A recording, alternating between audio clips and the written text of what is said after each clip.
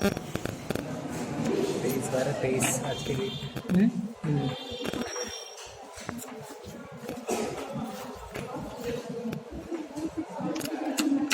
शिक्षण शब्द अपने यहाँ के अगर हम अकॉर्डिंग बताएं, भारतीय परिवेश के अकॉर्डिंग शिक्षण शब्द शिक्ष धातु से बना हुआ है। जो यहाँ शिक्ष धातु है, जिसका यहाँ पर मीनिंग बताया गया है सिखाना या सीख देना। इससे पहले कभी शायद चर्चा हुआ होगा शिक्षा के बारे में। शिक्षा भी शिक्ष धातु से बना हुआ है, जिसका अर्थ वहां सीखना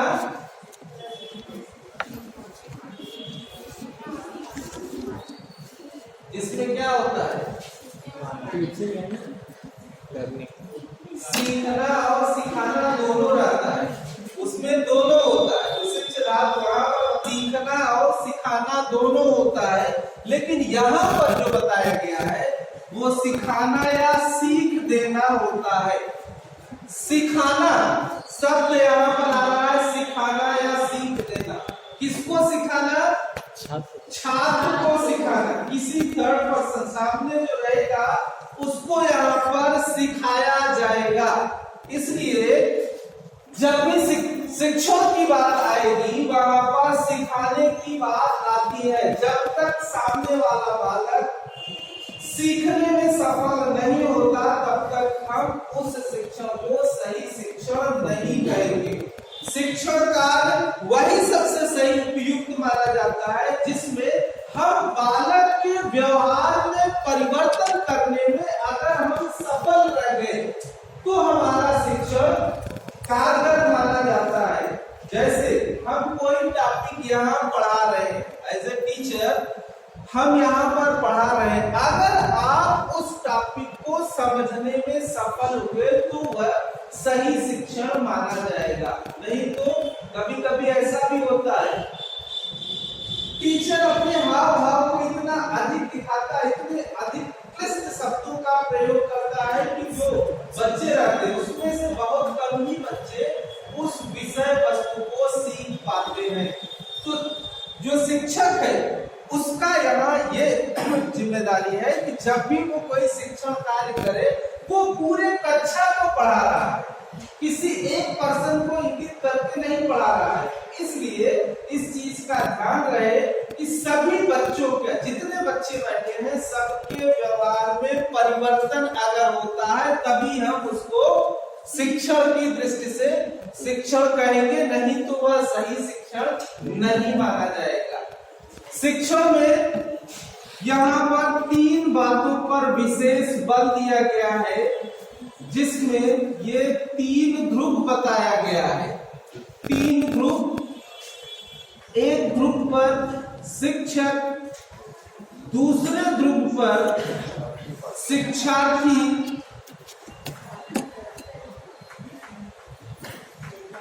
और तीसरे ध्रुव पर पाठ्यक्रम या पाठ्यवस्तु।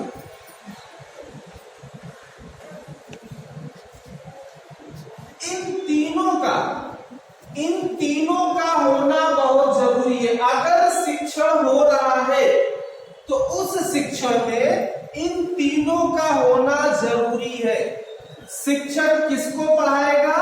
शिक्षार्थी को। क्या पढ़ाएगा? कोई पाठ्यवस्तु, कोई विषय वस्तु, कोई पाठ्यक्रम उसका होगा जिसको वह पढ़ाएगा।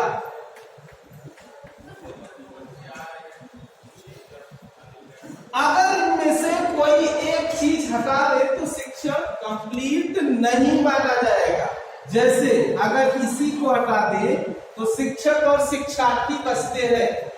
शिक्षक और शिक्षार्थी आमने सामने है, इंटरेक्शन भी सब हो रहा है, लेकिन किस पर हो रहा है? कोई विषय वस्तु होना चाहिए, कोई पाठ्यक्रम तो होना चाहिए जिसके माध्यम से शिक्षक बालक के व्यवहार में परिवर्तन करने में सफल हो। पाठ्यवस्तु जो बालक नहीं जानता है वो शिक्षक उस विषय वस्तु को सरल, रोचक, बोधगम्य बनाकर बालक के मस्तिष्क के स्तर तक बनाने का प्रयास करता है, अगर ये सारा कार्य करने में शिक्षक सफल होता है तो उसको हम एक अच्छे शिक्षण की दृष्टि से देखते हैं। इसी के अकॉर्डिंग एक रायबर्ग महोदय हैं जिन्होंने कहा है कि शिक्षण में 3 बिंदुओं का होना बहुत जरूरी है। 3 बिंदु, शिक्षक, शिक्षार्थी और पाठ्यक्रम या पाठ्य वस्तु, इन तीनों का सामंजस्य ही शिक्षण कहलाता है। इन तीनों में सामंजस्य हो तभी हम शिक्षण कहेंगे, अन्यथा उसको हम शिक्षण की दृष्टि से शिक्षण तब नहीं कहेंगे। ऐसा हम इसके रायबर्ग के अनुसार देखते हैं। हम अगर इसके कॉन्सेप्ट में जाएंगे, शिक्षण के कॉन्सेप्ट में जाएंगे, तो इसका कॉन्सेप्ट अगर हम देखें तो जो ट्रेडिशनल कॉन्सेप्ट है,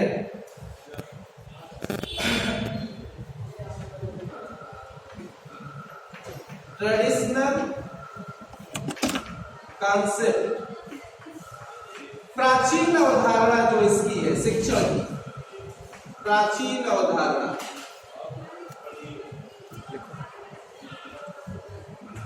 वीडियो बना प्राचीन अवधारणा में ये देखा गया है कि जो यहाँ पर हमने कहा है कि 3 बिंदु है जिसमें शिक्षक शिक्षार्थी का बहुत महत्वपूर्ण योगदान होता है।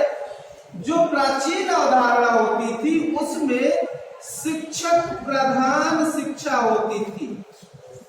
शिक्षक प्रधान, जो कुछ होता था शिक्षक ही होता था।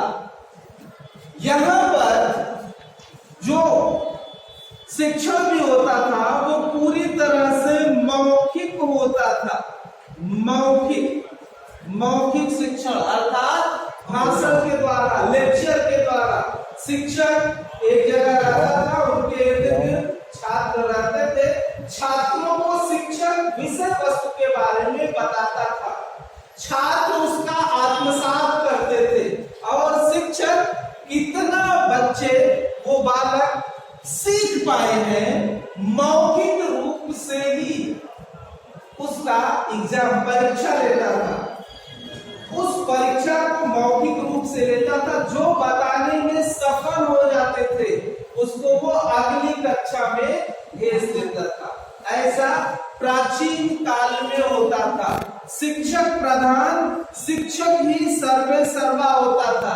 छात्र की वहां पर हिम्मत नहीं पड़ती थी कि कुछ इधर उधर का क्वेश्चन भी पूछ ले।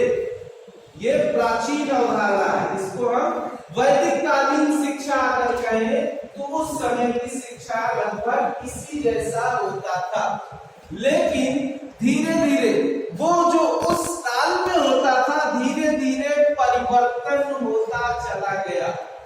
जो पश्चिमी जो देश है वहां से कुछ अपने यहाँ के जो वैज्ञानिक है, जो दार्शनिक है, शिक्षा शास्त्री है, उनका ध्यान इस पर पड़ा। धीरे धीरे ये देखा गया कि उसमें परिवर्तन होता चला गया। आधुनिक अवधारणा, मॉडर्न कंसेप्ट,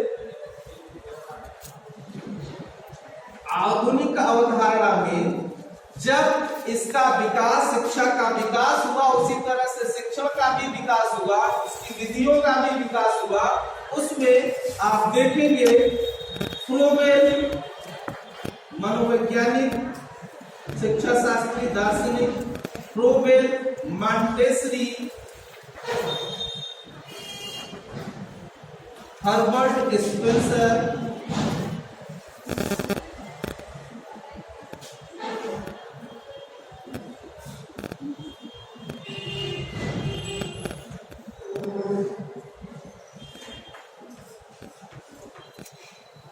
अपने यहाँ पर गांधी जी, महात्मा गांधी,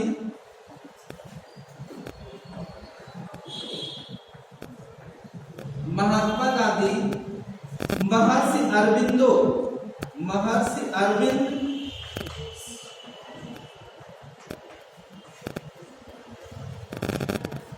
रविंद्रनाथ टैगोर,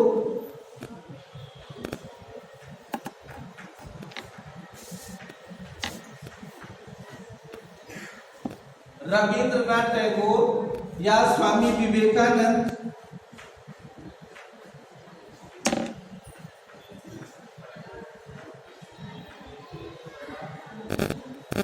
ये जो सारे यहाँ पर शिक्षा शास्त्री, दार्शनिक, मनोवैज्ञानिक, ये सारे लोग जो प्राचीन ट्रेडिशनल जो कॉन्सेप्ट था उसमें ये लोग परिवर्तन किए। परिवर्तन ये किए, यहाँ पर पूरी तरह से जो शिक्षक प्रधान शिक्षा होती थी, इन लोगों के आने पर अब ये देखा गया कि ये ट्रेंड चेंज कर दिए। जो शिक्षक प्रधान शिक्षा प्राचीन कंसेप्ट में होता था, आधुनिक अवधारणा में वह छात्र या शिक्षार्थी केंद्रित अब होने लगा। शिक्षार्थी केंद्रित, इसमें छात्र को यहाँ पर अब स्वतंत्रता देने लगे। जो लोग थे ये छात्र को यहाँ पर आजादी थोड़ा दिए कि छात्र भी उस शिक्षा का भाग हो। भाग का मतलब उसको आजादी मिले, जबकि प्राचीन अवधारणा में शिक्षक जो भी बता देता था, सही गलत जो भी अगर वो बता देता था तो छात्रों को मानना वहां पर जरूरी हो जाता था। वो उस पर इकबट नहीं कर सकते थे, क्वेश्चन मार्क नहीं कर सकते थे। लेकिन यहाँ पर बालकों को आजादी मिली, बालक स्वतंत्र हुए। फ्रोबेल मॉन्टेसरी, फ्रोबेल अगर इनका देखेंगे किंडरगार्टन पद्धति के माध्यम से पूरी तरह से बालक को स्वतंत्र कर दिए। बालक पूरी तरह से स्वतंत्र है। वही हाल मॉन्टेसरी महोदय का है या हर्बर्ट स्पेंसर, ये जो पाश्चात्य दार्शनिक है, अपने यहाँ पर जो दार्शनिक हैं, इन लोगों ने भी देखा कि किस तरह से पहले की तुलना में आज, क्योंकि ये जो अपने यहाँ के दार्शनिक हैं, ये कुछ उस समय भारत आजाद नहीं हुआ था, उसका भी असर ये देख रहे थे। तो उसके अनुसार ढेर सारा परिवर्तन यहाँ पर आया, जिसके माध्यम से हम देखे कि पहले जो प्राचीन अवधारणा में शिक्षक प्रधान हुआ करता था, आधुनिक अवधारणा में वही अब शिक्षार्थी केंद्रित या छात्र केंद्रित शिक्षण होने लगा, जिसमें छात्र को पूरी आजादी दिया जाता था। छात्र कुछ भी पूछने के लिए पूरी तरह से स्वतंत्र रहता था। अगर उसे समझ में नहीं आता था, यहाँ पर अब वहाँ जो सारा चीज मौखिक में होता था, अब यहाँ पर सारा चीज लिखित में होने लगा। लिखित के माध्यम से छात्रों को प्रश्न या लिखित के माध्यम से छात्रों को विषय वस्तु प्रस्तुत किया जाता था, और छात्र से अगले क्लास के लिए कौन सा छात्र कितना योग्य है, उसके अकॉर्डिंग यहाँ पर उनको अगली कक्षा के लिए लिखित रूप से परीक्षा भी दी जाती थी। और अगले क्लास में जो क्राइटेरिया, जो प्रश्नों को सॉल्व करने में सफल रहता था, उसको नेक्स्ट क्लास में यहाँ फिर हम आगे फॉरवर्ड कर देते थे। तो इस तरह से प्राचीन कॉन्सेप्ट और आधुनिक कॉन्सेप्ट में हम देख रहे हैं जो शिक्षण होता था, दोनों में अंतर है। शिक्षण का यहाँ सामान्य अर्थ है कि हम बालक के व्यवहार में परिवर्तन कर सके। शिक्षण यहाँ पर एक सामाजिक प्रक्रिया के अंतर्गत आता है। समाज जहाँ दो या दो से अधिक लोग मिलते हैं, वहाँ समाज का निर्माण होता है। इसलिए ये एक सामाजिक प्रक्रिया के अंतर्गत आता है, जिसके आप देख रहे हैं शिक्षक और शिक्षार्थी जब तक आमने सामने नहीं रहेंगे, तब तक हम उसको शिक्षण नहीं कहेंगे। अब यहाँ पर ये प्रश्न उठ सकता है आपके मन में कि कभी कभी आमने सामने नहीं भी रहते, दूर भी रहते, फिर भी हम उसको शिक्षण कहते हैं। आज मॉडर्न कॉन्सेप्ट में जो तकनीकियां हैं, उन तकनीकियों के माध्यम से, नई तकनीकियों के माध्यम से, वीडियो कॉन्फ्रेंसिंग के माध्यम से, हम अभी कोरोना काल आया था, उसमें आप सभी देखे, आपके घर के, हमारे घर के बच्चे जो पढ़ाई नहीं कर पा रहे थे, शिक्षक अपने घर में बैठकर पूरे क्राउड को एक साथ पढ़ाने में सफल होता था उस समय। तो हुआ करता था कि शिक्षक कुछ ही बच्चों को पढ़ा सकता है, आज वो सारा लिमिटेशन अब तकनीकी के डेवलप होने पर पूरी तरह से अब पार हो चुका है, जिसमें एक शिक्षक पूरे बहुत बड़े क्राउड को अब पढ़ा सकता है। तो आमने सामने की प्रक्रिया में, जिसको हम वर्चुअल कहते हैं, वास्तविक तो नहीं रहता, वास्तविक बच्चा सामने नहीं रहेगा, वास्तविक शिक्षक सामने नहीं रहेंगे, वर्चुअली हमें दिखेगा सामने सब है, और उस तरह से अब शिक्षण कार्य हो रहा है। तो ये प्राचीन अवधारणा और आधुनिक अवधारणा का ये डिफरेंस आपके सामने हमने रखा। अब इसमें कुछ और बातें आती हैं जिसमें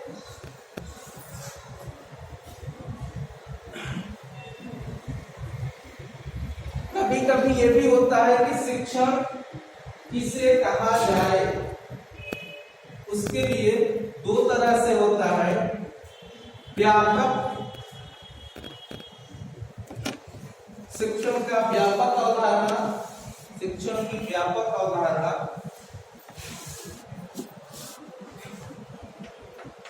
वाइडर मीनिंग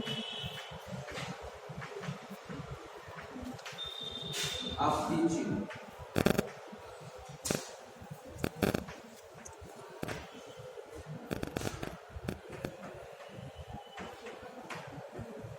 शिक्षण की व्यापक अवधारणा,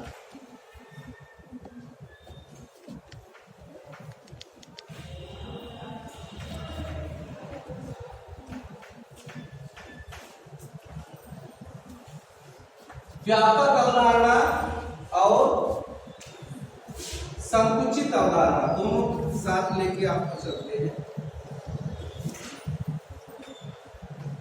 शिक्षण की संकुचित अवधारणा,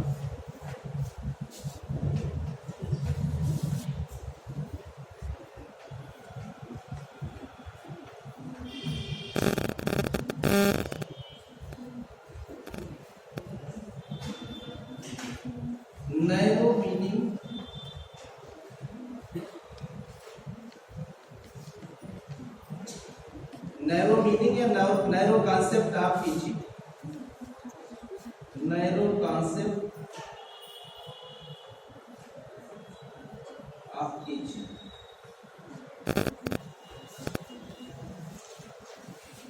कॉन्सेप्ट यहाँ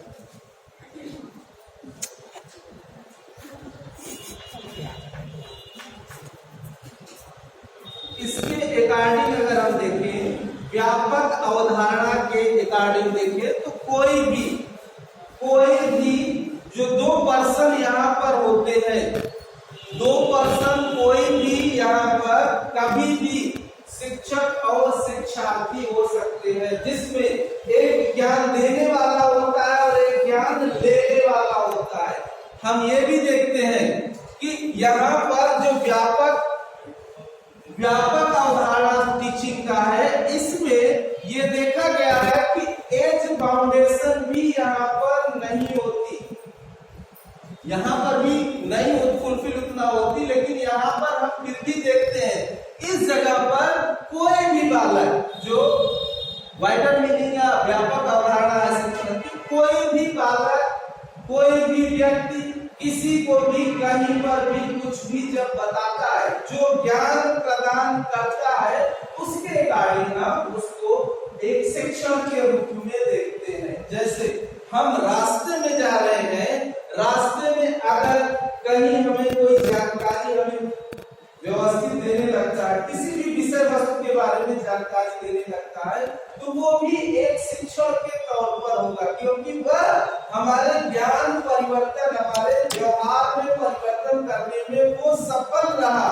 अगर वो व्यवहार परिवर्तन हमारा कर दे रहा है तो वो सही शिक्षण के रूप में देखा जाता है।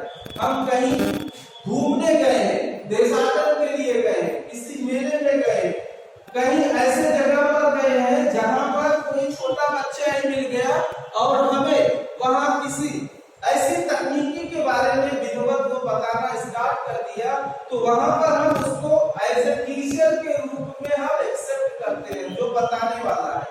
टीचर का मतलब जो अधिक जानकार हो, शिक्षक का मतलब ये जो अधिक ज्ञाता हो, उसी को हम यहाँ शिक्षक के रूप में देख रहे हैं। तो शिक्षण में व्यापक अवधारणा में कोई भी व्यक्ति कहीं पर भी जब शिक्षण कार्य या किसी विषय वस्तु को सामने वाले को, जिसको वो बता रहा है, बताने पर अगर उसके व्यवहार में परिवर्तन आ जा रहा है तो स्वाभाविक है वो शिक्षण के रूप में देखा जाता है और इसकी निश्चितता कुछ भी नहीं होती। व्यापक अवधारणा में कोई भी यहाँ पर शिक्षक हो सकता है, जबकि जो शिक्षण की संकुचित अवधारणा है, नैरो मीनिंग में, यहाँ पर सारी चीजें निश्चित होती है, सर्टेन होती है, निश्चित यहाँ पर हमारे शिक्षक हैं, निश्चित शिक्षार्थी हैं, निश्चित पाठ्यक्रम या पाठ्यवस्तु है और निश्चित समय है। ये सारा क्राइटेरिया हमारा जो नैरो मीनिंग होता है उसमें पूरी तरह से फुलफिल होता है। जैसे अगर आप यहाँ पर बीए के स्टूडेंट हैं, आप यहाँ पढ़ने आए हैं, तो आपके इस समय लगभग निश्चित सभी शिक्षक हैं। आपने जितने स्टूडेंट यहाँ एडमिशन लिया है वो सारे निश्चित शिक्षार्थी हैं। आपका पाठ्यक्रम निश्चित है, उस पाठ्यक्रम के इधर उधर हम नहीं जा सकते। ये नहीं है कि पाठ्यक्रम कुछ है और आपको हम कुछ पढ़ाएं, तो आप 2-4 दिन बहुत होगा झेलेंगे, उसके बाद जब आपके पाठ्यक्रम पर नहीं रहेंगे तो आप पूरी तरह से हट जाओगे, कहोगे कि ये क्लास करने लायक नहीं है। तो पाठ्यक्रम भी यहाँ पर निश्चित आपका होगा और समय, जैसे आपके जो महाविद्यालय का समय, आपका जो समय है 9 से 1:30 के आसपास, वो निश्चित समय है।